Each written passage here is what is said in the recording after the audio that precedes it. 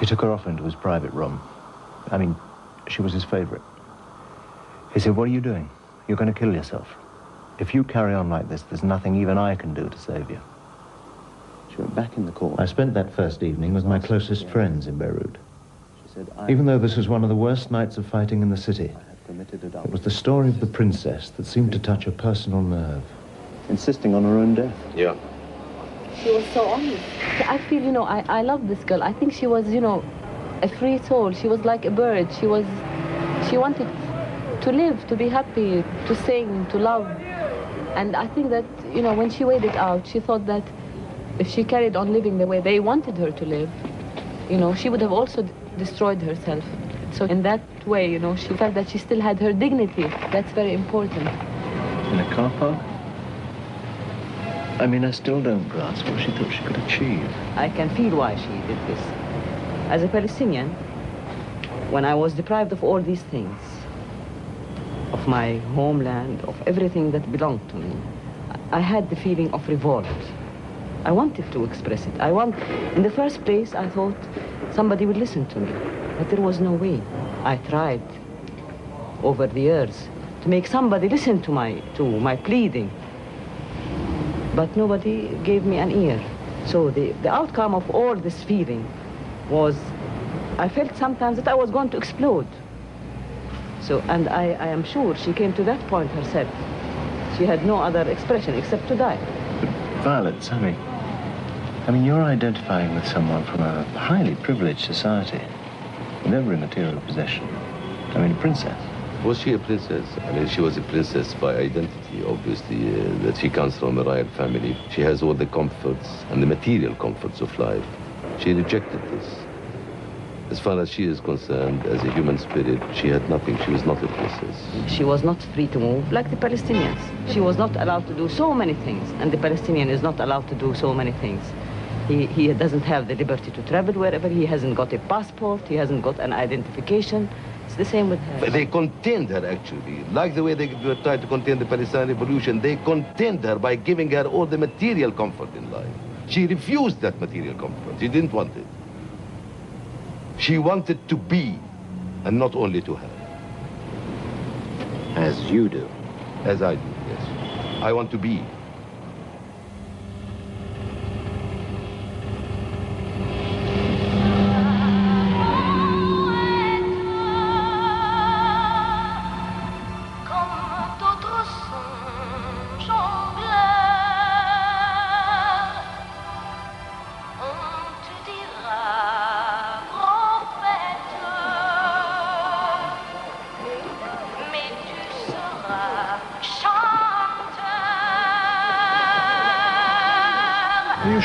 The Beirut connection? Absolutely. The girl was at the Beirut Women's College, 73, 74. The boy was at the American University. Eli Salawi. Is he married? No, just a student. Shukran. He was still executed. The price of meddling with somebody else's wife. What do you know about the husband? Not much. Salawi, professional gossip and raconteur, with his own private network of informers and contacts. The type would like his wife to stay at home and raise many, many children. It wasn't her kind of life. So she refused to live as his wife.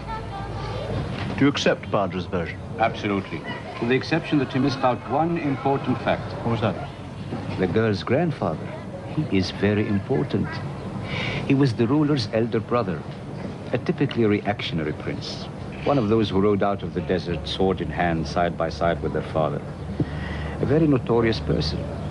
Actually, and this is the irony of ironies, he was one of the original Arab playboys. In the early 50s, he used to go abroad every year. Drink, gamble, women. He used to do everything. A very notorious person. Do you know what they called him? The father of two evils. Not just one evil, but double evil. Now, when he heard what his granddaughter had done, he flew into a rage. He thought she had besmirched his honor publicly. He had to prove to everyone that he was still al-Muqaddam, the fearless one, that he had the balls to take away the life of his favorite granddaughter in order to save the image of his honor publicly. But she was condemned by a court, not by a grandfather. Of course. But the old man was so powerful. He could, of course, have ordered the husband just to divorce her, and then there would have been no case. Yes, but the girl was also responsible for her death. If she'd pleaded not guilty, then the case would have been called off and the grandfather would have been powerless. Absolutely right. But instead, they were both set on this collision course. You see, they say the girl was very much like her grandfather. She carried the old man's seeds, as they say, followed his traits. She was also fiery-tempered, a bit wild. She acted first and then thought afterwards. Oh, I quite agree with Badra. I think he was right. The girl brought it all on herself.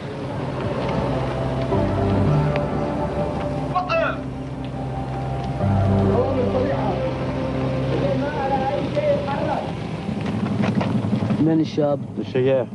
مين اللي قاعد جنبك؟ رجل انجليزي. اعطينا الهوية. تفضل امشي.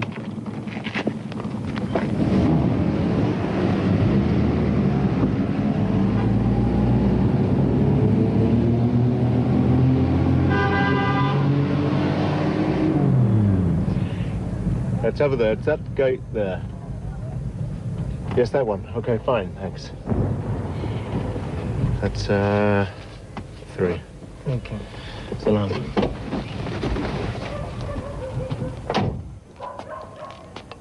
شو بدك؟ I've come to see Mr. and Mrs. Haddad. They're expecting me.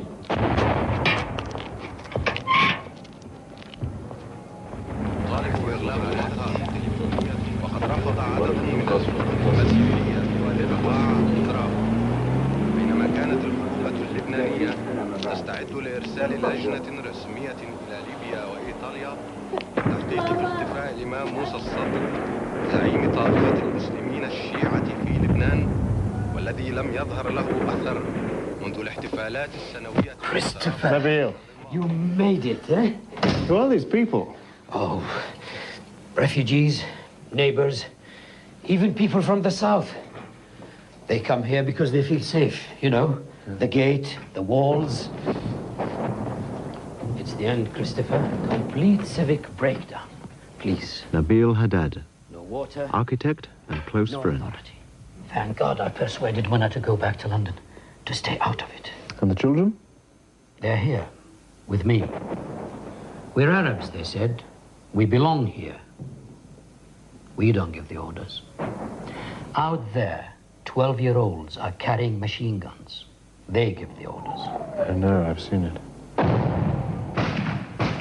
The ordinary Lebanese, they are the victims.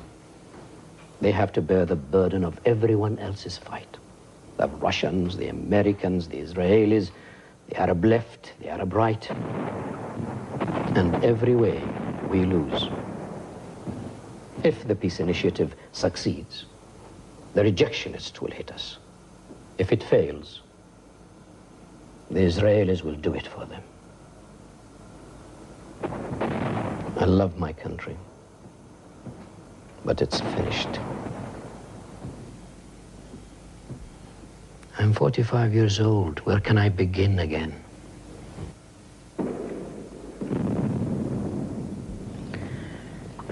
Christopher, how is your work going? Your princess? I feel absurd talking about her. Here, now. Not at all. We felt that story intensely here in the Lebanon. Of course, you know the boy's uncle is their ambassador here. No, I didn't. Oh, yes. His guardian, in fact. The father is dead. You know, he wasn't even told about the execution. They didn't even tell him. He loved that boy. Do you know the ambassador personally? Oh, yes. He heard at 4 o'clock in the morning a telephone call the day after. A shock. He went away for a long time. He wouldn't speak to anybody, not even his closest friends. Would he talk to me? No? No, Christopher. It wouldn't be right.